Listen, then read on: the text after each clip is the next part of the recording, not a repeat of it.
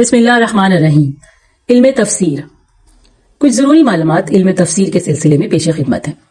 عربی زبان میں تفسیر کے لفظی معنی ہے کھولنا، اور اصطلاح میں علم تفسیر اس علم کو کہتے ہیں جس میں قرآن کریم کے معنی بیان کیے جائیں اور اس کے احکام اور حکمتوں کو کھول کر واضح کیا جائے۔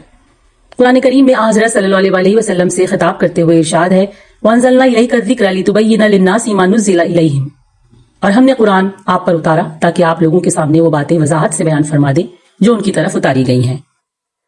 سورہ نمبر 16 آیت نمبر 44۔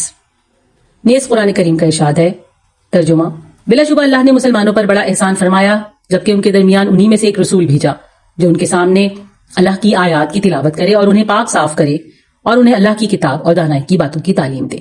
سورۃ نمبر 3 آیت نمبر 164۔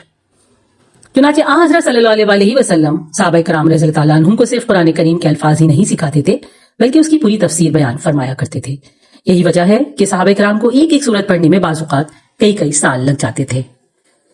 جب تک حضرت صلی اللہ علیہ وسلم دنیا میں تشریف فرما تھے اس وقت تک کسی آیت کی تفسیر معلوم کرنا کچھ مشکل نہیں تھا۔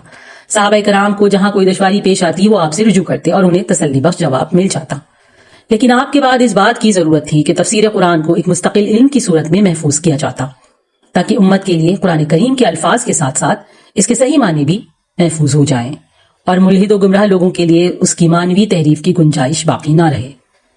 چنانچہ اللہ تعالیٰ کے فضل و کرم اور اس کی توفیق سے اس امت نے یہ کارنامہ اس حسن و خوبی سے انجام دیا کہ آج ہم یہ بات بلا خوف تردید کہہ سکتے ہیں کہ اللہ کی اس آخری کتاب کے صرف الفاظ ہی محفوظ نہیں ہیں بلکہ اس کی وہ صحیح تفسیر و تشریح بھی محفوظ ہے جو حضرت صلی اللہ علیہ وسلم اور آپ کی جانثار صحابہ رضی اللہ تعالیٰ عنہ کے ذریعے ہم تک پہنچی ہے۔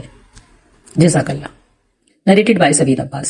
ویڈیو پسند آئے تو لائک کیجیے، کامنٹ کیجیے، شیئر کیجیے اور اس چینل کو سبسکرائب کیجیے۔ جزاکم اللہ خیرا کثیرا۔